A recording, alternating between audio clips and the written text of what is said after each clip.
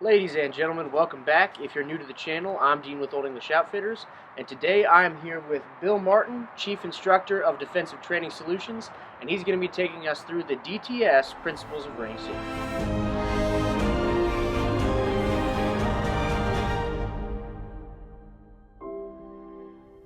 Hello everyone, Bill Martin with Defensive Training Solutions. Today we're going to talk about the safety rules that we like to use, the things that we've found are helpful and keep all of our students and our instructors safe on the range. Rule number 1, keep your muzzle pointed in the safest possible direction at all times. We're on an outdoor range here, so the rules are pretty simple. We're going to keep the muzzle pointed either downrange or down at the dirt at least 3 feet in front of you. We would not want to point up out here because we don't want to put holes in the roof of this shelter. I am pretty sure that would be a problem for all of us, and then I don't want to climb up there to fix it in the hot sun. I don't know about you. Yeah. Rule number 2 is trigger finger discipline. So if you'll draw your gun out of there, Dean, we'll see that finger is outside of the trigger guard, but really what we would like to see is that finger up here on the frame. I like to say as high and far away from the trigger as you can uncomfortably get it.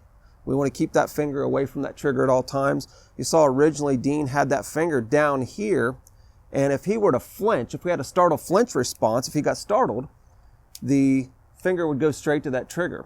If in the same case, if he had it down here and he had what we call a postural disturbance or he trips and falls, you can see that flinch where the trigger ends up. So that's the reason we want to keep that as high and far away from the trigger as we can possibly get it.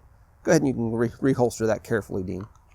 So we've dealt with the first two and the primary safety rules. There are other safety rules that have been written and followed, but those are the most important.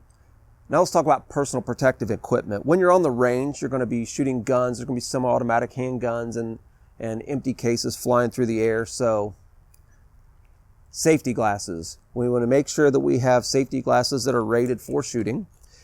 And the second is ear protection. Now, I personally, and I see you do too, we have the Peltor electronic ear muffs.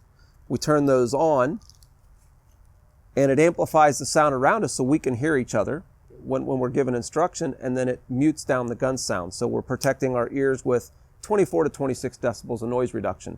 You only have one pair of eyes, one pair of ears. We want to protect those at all times. On top of that, we want to make sure when we're outdoor like this or in an indoor range, we know where the first aid kit is. As you mentioned earlier, what we're doing is inherently dangerous. We have to follow the safety rules, but we also need to know that if there's an injury, we have the proper equipment to take care of ourselves or other people on the range until the medics can get there. So I personally will carry a CAT T on my body when I'm shooting. I don't expect any gunshot wounds, but if we have them, we can take care of extremity wounds.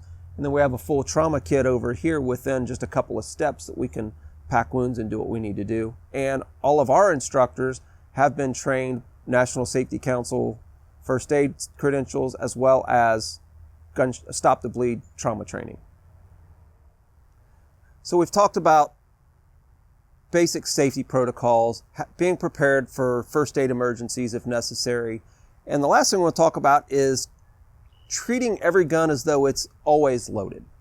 We don't want to have a set of rules for unloaded guns and another set of rules for loaded guns. We just assume they're loaded. We don't know if this one's loaded or not, so I'm going to come around here and we're going to assume it's loaded.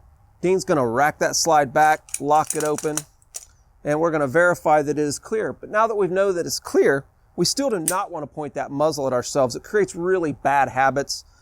We could end up loading the gun, shooting, getting a moment of weakness or distracted and end up with those injuries that we don't want. So we always assume and treat every gun as though it's loaded at all times.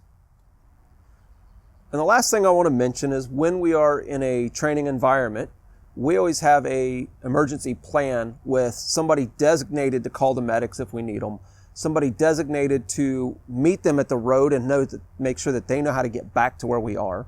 We want to make sure we have at least one person designated to be the person who treats the wound if there's a wound, or the CPR or whatever takes care of the medical emergency. And we want to have a backup in case that's the person that has an injury. We also need to have a backup for the person who calls 911 and a person who runs. So we think it's important that you have an emergency action plan in place before you ever go to the range. So for those of you who are going to go out and shoot at the range on your own or just go do some recreational shooting, please don't go to the range alone. Take somebody with you or a couple people so that you can be sure that you're safe and have a plan to save your own life. So guys, in summation, range safety is very important, if not the most important tool that you will take to the range. What we do and what we like to do is inherently dangerous. We're dealing with firearms, whether it's for fun, for sport, or for duty use. You need to be safe with the direction of that gun and the handling of that gun in any and every situation. You should practice these things so that they are second nature to you, and therefore you are not a harm to anyone else. Guys, thank you so much for watching. If you like what you saw, please like this video, leave a comment, and subscribe to our channel. And I want to give a personal thank you to Bill and Defensive Training Solutions. Thanks for coming on, guys. We'll see you next week.